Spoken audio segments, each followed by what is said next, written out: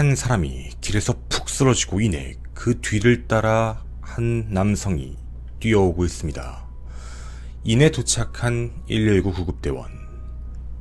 현장은 매우 끔찍했습니다. 현장에 남은 수많은 혈흔, 그 혈흔이 묻은 발자국. 얼마나 긴급하고 다급했는지를 보여주는 상황이었죠.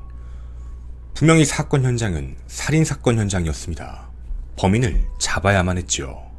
헌데 범인은 얼마 지나지 않아 검거가 됩니다. 마을에서 약 1km 떨어진 곳에서 신고 전화가 걸려옵니다. 지금 이 한 남자가 있는데 이 남자가 사람을 죽였다고 합니다. 얼른 와주세요. 현장에서 빠르게 도주하던 범인은 약 1km 떨어진 인근 마을을 향해 갑니다. 일하던 한 주민에게 담배를 한 대만 달라라고 이야기하며 자신이 사람을 죽였다, 신고를 해달라 라고 말을 했다는 겁니다. 당시 목격자는 그 남성인 온몸에 전부 피칠갑 상태였다라고 기억을 하고 있었습니다. 도대체 무슨 일이 있었던 걸까요? 2022년 6월 16일 오후 5시 42분경 전북 정읍시 북면의 한 공장 가게 안에서 실제 촬영된 CCTV입니다. 약 5시경 한 남성이 급하게 차를 주차하고 이 건물 안으로 들어섰는데요. 이 안에서 약 40분 정도 검은 옷을 입은 여성과 대화를 나누기 시작합니다. 헌데 이 남자 갑작스러운 이상행동을 합니다. 그가 배에서 꺼낸 것은 바로 흉기, 칼이었습니다. 깜짝 놀란 검은 옷 여성이 방어를 하기 위해 애원해보지만 속수무책입니다. 이 남성은 어떤 애원에도 무자비한 공격을 가합니다. 시끄러운 소리가 들리자 흰 옷을 입은 여성이 갑자기 뛰쳐나옵니다. 이 남성을 제지하기 위함이었죠. 하지만 이 남성은 흰옷 여성의 애원에도 불구하고 똑같이 칼로 공격을 합니다. 비명소리가 들리자 옆 건물에 있던 남성이 방어를 하기 위해 다급히 뛰어옵니다. 하지만 이내 똑같이 공격을 가하는 남성. 무자비한 공격 이후 첫 번째로 공격을 받았던 여성은 그대로 길에서 쓰러졌고 그 현장을 유유히 빠져나갑니다. 흰옷을 입은 여성은 빠르게 마을 주민들에게 도움을 청하기 위해 주변으로 이동을 하게 됩니다. 하지만 이 무자비한 공격에 2명의 사망자가 발생합니다. 첫 번째로 공격을 당했던 검은 옷의 여성. 약 7군데 정도를 몸에 찔리며 치명상을 입어 목숨을 잃었고, 이후 소란스러운 소리 때문에 나왔던 하얀 옷을 입었던 여성. 흉기를 몸으로 방어해 결국 폐자창에 의한 출혈로 목숨을 잃게 됩니다. 이 끔찍한 살인 현장에서 살아남은 사람은 마지막에 이들을 구하기 위해 왔던 한 남성, 그 단 한 분이었습니다. 물론 그분도 자신의 몸으로 방어를 하다가 다리 쪽 식량이 잘리는 정도까지 근육이 외부에 노출될 정도로 끔찍한 상처, 전체 12주의 피해를 입게 되었죠. 살인과 살인 미수 현장이었습니다. 도대체 이 남성은 왜 이런 끔찍한 공격을 가한 걸까요? 놀랍게도 이들은 서로 아는 사이였습니다. 조금 더 정확히는 가족이었죠. 첫 번째로 피해를 입었던 검은 옷의 여성은 그 남성의 전처였고, 그리고 이를 말리다가 피해를 입었던 남녀, 흰 옷을 입은 사람은 처남댁, 그리고 마지막에 공격을 했던 남성은 검은 옷 여성의 동생, 바로 처남이었습니다. 자신의 전 아내와 처남 부부를 공격하고 살인을 저질렀던 남성. 도대체 어떤 일이 있었던 걸까요? 당신이 몰랐던 사건, 정읍 연속 살인마의 거짓말 편입니다. 안녕하십니까, 김원입니다. 우선 이 사건에 대한 내용을 시작함에 앞서 이 영상을 찍는 이유를 좀 설명드리고자 합니다. 유족분의 요청이 있었습니다. 여러분이 앞서 보신 사건 영상 어떻게 보셨나요? 굉장히 충격적인 영상입니다. 누가 보더라도 범행 도구인 흉기를 직접 준비해 와서 사람을 살해하게 했다는 분명한 목적성을 띠고 공격을 가했습니다. 그리고 도주를 했지만 이내 자수를 하면서 자신의 모든 혐의를 인정한다라고 이야기하던 범인. 그런데 이 내용이 조금 이상하게 흘러가기 시작했습니다. 범인은 영장실질심사에 앞서서 많은 기자들 앞에 이런 이야기를 하기 시작했죠. 내가 전처를 죽인 이유는 바로 특정 종교에 빠졌기 때문이다 라는 말이었습니다. 이 내용이 외부에 보도되기 시작하자 많은 사람들은 2차 가해를 서슴없이 하기 시작합니다. 그럴만했다라는 말도 안 되는 내용이었죠. 그리고 그 내용은 분명 범인의 입에서 나온 말이었습니다. 진실인지 아닌지를 알 수 없었다라는 것이었죠. 헌데 저희가 충격을 받았던 이유 중에 하나는 바로 1심 판결문에 대한 그 내용 때문이었습니다. 사실 정확한 내용과 앞뒤 전후 사정에 대한 부분들을 충분히 조사를 하고 확실한 처벌을 받을 수 있게, 지은 죄만큼의 처벌을 받을 수 있게 해야만 했는데 1심 판결문에 적혀있는 내용만 보게 되면 그는 가정을 정말 지키고 싶었는데 그게 마음처럼 되지 않아서 이런 범죄를 우발적으로 저지른 그런 남자로 포장되어 있었다라는 사실입니다. 도대체 왜 이런 일이 발생된 걸까요? 사실 제 눈을 의심했습니다. 안 그러길 바랬지만 과거의 한 사건이 똑같이 오버랩이 되었죠. 바로 당진 자매 사건이었습니다. 당시에 검찰도 이런 얘기를 했습니다. 이미 범인이 검거가 됐고 자신이 저지른 살인에 대해서 다 인정하고 있는데 이 중간에 진술한 내용들 뭐 다 맞을 거 아니냐, 이미 혐의를 다 인정하고 있다, 이런 식으로 중간의 내용이 분명히 이상함에도 불구하고 재판은 진행되었고 그렇게 판결문이 쓰여져 형량이 나오게 되었습니다. 어차피 무기징역인데 뭐가 그렇게 다를까라고 생각하시는 분들도 있겠지만 누군가의 죽음과 관련돼서 이 사람이 더 계획적이고 더 치밀하게 움직였는지 아닌지는 굉장히 중요한 요소가 됩니다. 하지만 그 부분에 대한 철저한 수사 없이 그냥 검거가 됐고 자백을 하고 있고 인정을 하고 있으니 재판을 수월하게 빠르게 진행한다는 건 어쩌면 누군가의 죽음을 확실하게 밝히지 못한 그런 일부 미제처럼 남길 수 있다라는 맹점입니다. 이 사건도 비슷했습니다. 1심 판결이 끝나고 나서 검찰 측은 이런 이야기를 했습니다. 범인이 이미 자수를 했고 혐의를 모두 인정하고 있다 해서 그가 얘기하는 내용, 사건 현장에서 직접 이야기를 들었던 두 피해자가 이미 목숨을 잃었기 때문에 그 사람의 이야기에 대해서 받아들일 수밖에 없다라는 입장이었죠. 정말 그런 걸까요? 저희는 감춰진 진실에 대한 부분을 하나씩 여러분에게 공개해드리고자 합니다. 분명 많은 부분들이 빠져 있었습니다. 예를 들자면 이런 부분이었죠. 판결문에 적혀있는 살인 미수건, 바로 저희에게 제보를 해주신 유족분의 이야기입니다. 이분은 생사를 넘나들 정도로 굉장히 극도로 위험한 수술까지 받으셨습니다. 그리고 분명 진단서에는 전치 12주라고 적혀 있었고요. 영구적인 장애 가능성까지 언급되어 있습니다. 하지만 8주라고만 적혀 있죠. 잘못 기입된 겁니다. 하지만 수정하지 않았습니다. 8주와 12주가 뭐가 그렇게 차이가 있느냐? 차이가 없을 수도 있죠. 하지만 정말 틀린 게 이 부분만 있는 걸까요? 정말 신경을 많이 쓰고 제대로 수사를 한 게 맞는 걸까요?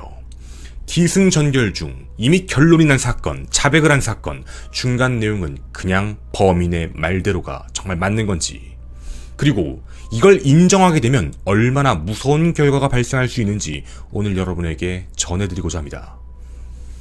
평온했던 시골 마을, 열심히 살던 한 부부. 하지만 일순간 모든 건 뒤집어졌습니다. 이웃 주민들도 법 없이 살 정도로 아주 착한 사람들이고 이 집에 애들이 셋인데 어떡하냐라는 걱정이 함께 나왔죠. 검거된 범인 노씨. 노씨는 최초에 이런 이야기를 진술했습니다. 아내와 재결합을 하고 싶었다. 가정 불화 때문에 범행을 저질렀다. 그런데요, 갑자기 영장 실질심사에서 말이 조금 달라집니다. 아내와 같이 살고 있었고 당시 위장 이혼을 한 상태였다. 종교적인 이유 때문에 화가 나서 범행을 하게 됐다. 종교 때문에 아내, 아이들과 떨어지게 돼서 그런 거냐라는 기자의 질문에 그런 비슷한 이유다, 죄송하다 라는 말을 남겼습니다. 아내와 재결합은 하고 싶은데 그 이유가 종교적인 이유 때문이었다. 마치 이 말만 들어보면 아내가 종교에 심취해서 아이들과 가장을 버리고 아예 떨어져서 함께 살려고 하지 않는 모습에 설득을 하러 갔는데 그게 되지 않자 갑자기 화가 나서 우발적으로 공격을 했다. 이런 말로 들립니다. 정말 종교 때문에 그런 걸까요? 종교적 갈등. 저는 감히 단언컨대 이렇게 평가하고 싶습니다. 바로 언론 플레이죠. 오늘 우리는 그 노 씨의 성격과 언변, 말투, 어떤 성격과 관련된 부분을 얘기를 해보고 싶습니다. 저희는 지금부터 노 씨가 진술한 내용들을 기반으로 어떤 성격을 가진 사람인지를 좀 함께 분석을 해보고 싶습니다. 그는 분명 재결합을 원하는데 종교적 갈등이다 라고 이야기하며 모든 원색적 비난의 화살을 종교 쪽으로 돌렸습니다. 종교 때문에 그런 거다. 합치고 싶었는데 그런 거다. 자기는 잘 내보고 싶었는데 여기가 잘못됐다. 여기가 잘못됐다라는 그런 말입니다. 정말 이 이야기 진실일까요? 저희는 확인해 볼 수가 있었습니다. 실제 피해자는 2020년 2월 15일 한 종교단체에 가입을 한 사실이 확인은 됩니다. 그럼 정말 이것 때문에 죽인 게 맞는 걸까라는 생각이죠. 노 씨는 자꾸 휴대폰을 숨기는 아내를 의심했습니다. 그리고 자꾸 밖에 나가서 사람들을 만나고 자신과 헤어지려고 한다라는 생각에 사로잡혔죠. 하지만 잘못된 생각입니다. 정확히 표현하자면 당시 가입을 했던 절차는 직접 교회로 가는 게 아니라 비대면 인터넷이었습니다. 인터넷상으로 했던 거기 때문에 누군가를 만난 적이 아예 없는 상태였지요. 자기 혼자만의 착각입니다. 종교를 다닌 건 맞지만 종교 때문에 집을 완전히 버린다거나 이런 상태가 아니었습니다. 종교의 이야기는 어쩌면 하나의 자신의 행동에 대한 합리화의 이유가 될 수 있죠. 그러면서 우발적인 살인을 계속 주장합니다. 의아합니다. 우리는 분명 영상에서 보았습니다. 흉기를 미리 배에 꽂고 준비해온 상태. 험명, 왜 흉기를 가져갔느냐라는 이야기를 던졌더니 노 씨는 이런 답변을 했습니다. 거기 가게 되면 그 안에 있는 처남댁과 그리고 전 아내와 함께 있는 종교단체 관계자가 있을 것 같아 그 위협에 대비를 하기 위해 흉기를 소지하고 간 것이다라는 말도 안 되는 소리합니다. 그 종교는 처남댁 부부 그 누구도 가입하지 않은 종교입니다. 자, 우리는 여기서 중요하게 생각해야 할 부분이 있습니다. 종교에 가입을 했기 때문에 그래서 사망한 거다. 아니요, 인과관계 잘못된 내용입니다. 이건 범인의 노 씨의 진술일 뿐입니다. 실제로 이것 때문에 문제가 생긴 적도 없었고 이것 때문에 피해를 준 것도 없었습니다. 도리어 주변 사람들조차 종교에 가입을 했다라는 사실 아예 모르고 있었습니다. 평소 연락을 자주 하고 있던 동생, 처남 또한 아예 모르고 있는 사실이었거든요. 누군가에게 강요를 한다거나 누군가를 포교하기 위해 노력한다거나 이런 게 없었다라는 겁니다. 그냥 자신만의 혼자의 착각에서 그리고 그 안에서 이유를 찾았다라고 밖에 보여지지 않는 대목이죠. 그리고 함께 있을 것 같아서 이런 행동을 저질렀다는 건 더더욱 이해가 가기 어려운 말입니다. 그럼 정말 그가 주장하는 대로 우발적 살인은 맞는 걸까요? 아니요. 실제로 사건 발생하기 전 피해자인 전 아내는 이혼을 요구하며 집을 나온 상태가 맞았습니다. 사실 이들 사이에 결혼에 대한 좀 문제가 있었던 상황이 꽤 오랫동안 지속되어 왔는데요. 그 내용은 잠시 후 자세히 다뤄보기로 하고 일단 이혼을 무조건 해야 된다라며 그렇게 처남댁에 있던 상황이었습니다. 노 씨는 만나서라도 이야기를 풀고 싶다. 한 번이라도 만날 수 있게 해달라는 부탁을 했는데 그 부탁의 내용도 무언가 좀 석연치 않았습니다. 사람들이 없는 공터에서 만나자. 혹은 CCTV가 있을 것 같은 카페 같은 데서 만나자고 얘기하는 처남의 말에도 그런 데는 싫다라는 부정적인 반응을 보였죠. 결국 그렇게 타협을 한 게 처남이 운영하고 있는 그 공장이었습니다. 이뿐만이 아닙니다. 계획살인을 의심할 만한 정황도 있었는데요. 범행을 하기 전 처남댁에 전화를 내 이런 말을 합니다. 분명 언니는 확실하게 정리를 하고 싶어 한다라는 의견을 제안해줬는데 이에 대해 노 씨는 옆에 있는 사람들이 도와주지는 못할 망정 이건 헤어져라 밖에 되지 않는 거냐. 여러 가지 플랜, 계획들은 많이 갖고 있다. 어떻게 하든 상관없다. 우리 자식들 다 없애버릴 수 있고 나 지금 눈이 돌고 있다 라는 말을 합니다. 그리고 이 말 다음날 살인을 저지른 겁니다. 자, 그럼 우린 일단 감춰진 진실에 대한 부분을 하나씩 살펴봐야겠습니다. 그가 얘기했던 대로 지금 종교 문제 때문에 문제가 생겼다라는 건 잘못된 얘기입니다. 하지만 한 가지는 확실합니다. 이혼을 하려고 했다라는 것. 그럼 사망한 피해자 전처는 왜 이혼을 하려고 했던 걸까요? 당시 처남과 처남댁은 헤어지려는 도대체 이유가 뭐냐 한번 적어봐라. 대화라도 하기 전에 정확히 이야기를 하면서 설명을 해야 될 것 같다 라고 하자 글자를 하나씩 써내려갔다고 합니다. 폭력, 의처증, 다혈질, 그리고 그 다음 단어가 매우 충격적이었습니다. 바로 성도착증이었습니다. 이 내용에 대한 부분은 굉장히 충격적이었는데요. 예를 들자면 다른 사람과의 관계가 어땠는지에 대해서 이야기를 해라. 그래야 내가 흥분한다. 이런 말도 서스름없이 해왔고 그동안에 많은 성관계 영상들을 계속 촬영을 했던 사실도 확인이 됩니다. 그리고 그뿐만이 아닙니다. 자신이 어플리케이션을 직접 이용을 해 한 남성과 마치 여자인 양 대화를 나눈 뒤 그 장소에 자신의 아내를 보냅니다. 그 이유는 그 남성과 관계하는 소리를 전화통화로 들려달라는 이유였습니다. 노 씨는 그 오랜 시간 동안 피해자에게 어마어마한 일을 했습니다. 피해자는 왜 헤어지지 못했던 걸까요? 그때마다 노 씨는 아주 충격적인 말을 합니다.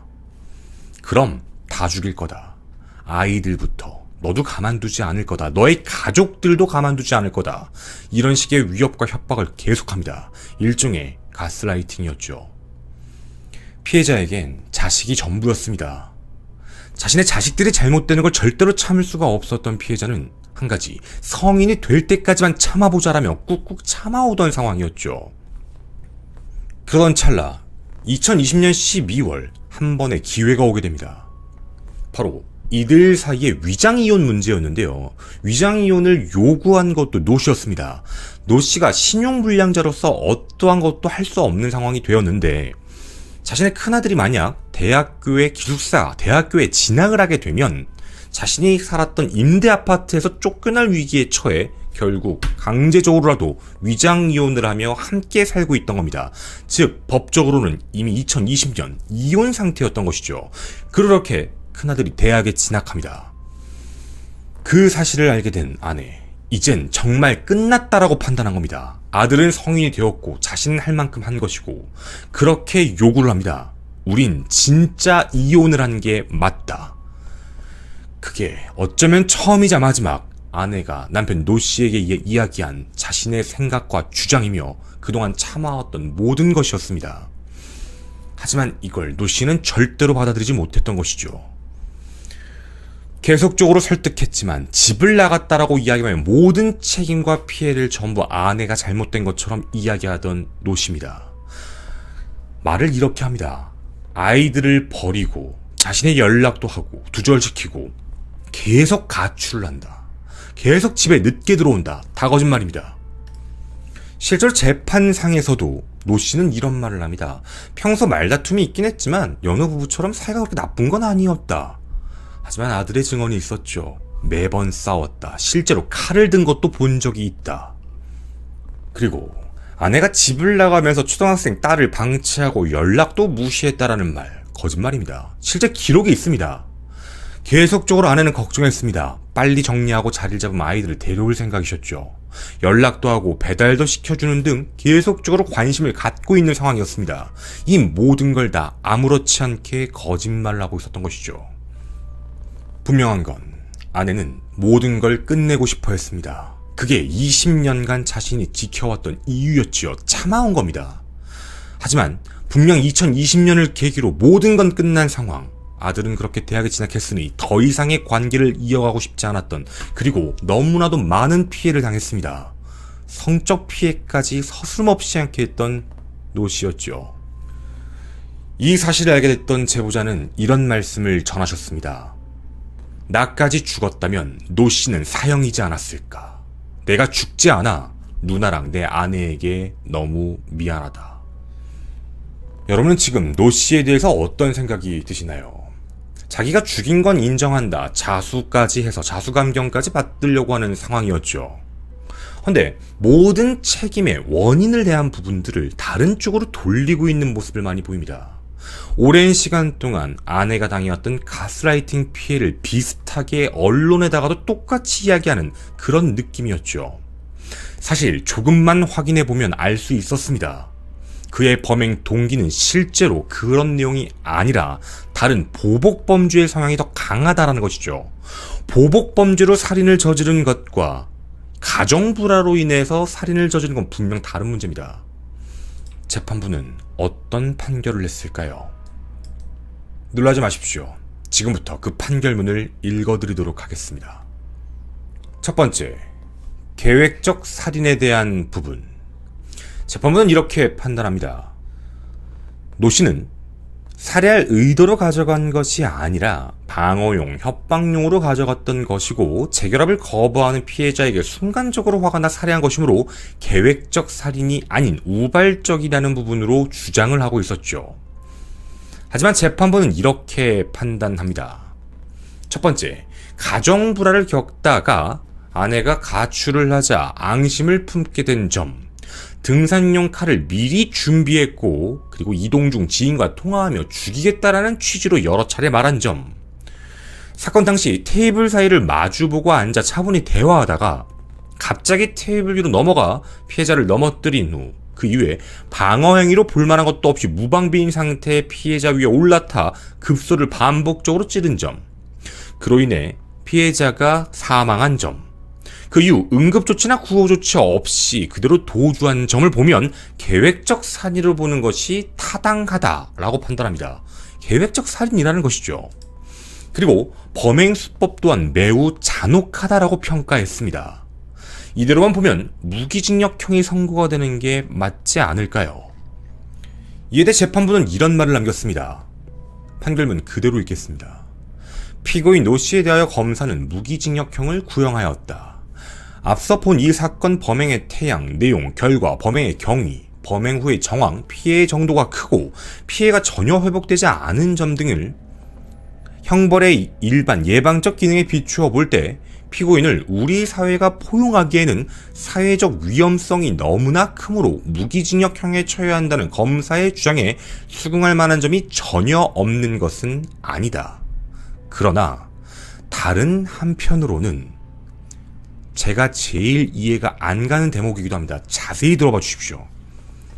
피고인 노 씨가 비록 계획적 살인 범행이 아니라고 주장하기는 하나 자신의 잘못된 판단으로 참혹한 결과를 불러온 사실 자체는 순순히 시인하면서 범죄 사실을 모두 인정하고 있으며 부족하지만 피해자들과 유족들에 대하여서도 사죄의 태도를 보이고 있다. 그리고 피고인이 미리 준비한 칼로 이 사건 범행에 이르렀으나 처음부터 피해자 아내 이외에 나머지 피해자들까지 살해할 적극적인 목적이나 계획이 있었다고 보이지는 않고 아내를 공격하는 과정에서 다소 우발적으로 처남과 처남댁까지 공격하게 된 것으로 보인다. 범행 후 도망하였지만 얼마 지나지 않아 주임인에게 112 신고를 부탁하였다. 또한 피고인은 형사처벌을 받은 전력이 없는 초범이다. 이런 사정을 고려할 때 앞으로의 긴 수용 생활을 통해 교화 가능성이 전혀 없다고 단정하긴 이르다. 여러분 이 말을 어떻게 들으셨나요? 자신에겐 플랜이 있다. 왜 주변에서 이혼을 종용하느냐라며 불만을 표시했던 노 씨. 그리고 정말 눈앞에서 똑같이 공격을 가했습니다. 죽일 의도가 없었다고요. 그랬으면 사실 그냥 도주하는 게 맞았습니다.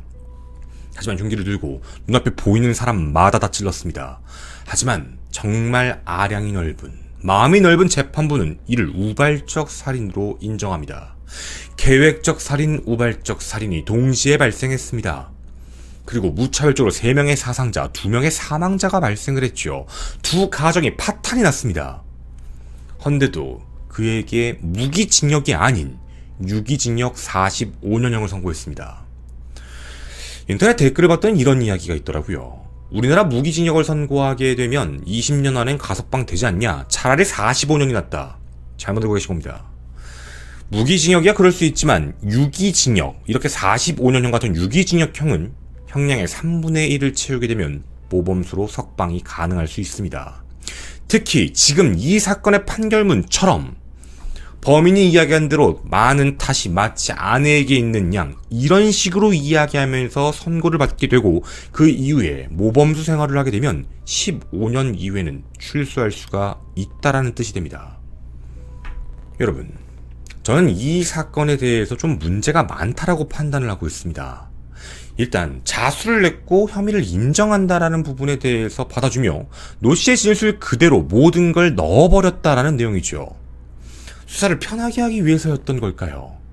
사실 노 씨가 그동안 해왔던 행동, 그리고 피해자에게 보여줬던 모습들, 폭언들, 행동들을 살펴보게 되면 그는 분명 PCR 검사까지, 정신감정까지 했었어야만 합니다. 이유는 그에게 나중에라도 혹시 석방이 되면 전자장치 부착명령 청구라도 검찰이 했어야만 하기 때문입니다. 전자장치 부착명령 청구를 하려면 자연스럽게 그 검사까지 받아야만 했죠. 하지만 하지 않았습니다. 이 모든 사실을 제대로만 알고 제대로 넣었고 이런 피해를 그동안 피해자가 입고 있었다라는 사실을 알았다면 그를 아무렇지 않게 사회에 내보내는 게 가능한 이야기일까요? 고쳐진 게 과연 있는 걸까요? 노 씨가 오랜 시간 동안 성적인 착취뿐만 아니라 폭력을 가해온 사실은 많은 사람들이 알고 있는 내용입니다. 하지만 이 내용에 대해서는 어디에서도 들어가지가 않았지요. 그리고 이런 이야기도 소문처럼 들려왔습니다. 자신의 아버지가, 노 씨의 아버지가 과거 한 경찰서에 서장직을 했다. 어렸을 때부터 사고를 쳐도 교도소에 가지 않았다. 라고 아무렇지 않게 주장을 했다는 노 씨. 굉장히 흉악하고 난폭한 성격의 소유자로 알려져 있습니다. 정말 그를 그렇게 보내는 게 맞는 걸까요? 현재 이 사건 아무런 것도 변화 없이 항소심이 진행 중입니다. 유족분께서는 엄벌 탄원서라도 많이 요청을 하고 계신 상황입니다. 시간이 되신다면 하단 링크에 있는 엄벌 탄원서에 많은 참여 부탁드리도록 하겠습니다. 여러분에게 마지막 질문을 드려보고 싶습니다. 정말 재결합을 하고 싶어서 마음대로 되지 않자 우발적으로 화가 나서 살해한 사람으로 보이시나요? 아니면 그 모든 것들을 감춘 채 모든 것들을 다른 사람의 탓만하며 진짜 범행 동기를 감추고 심지어 재판부까지 속인 그런 살인마로 보이시나요? 저는 당신이 몰랐던 사건의 김원이었습니다. 감사합니다.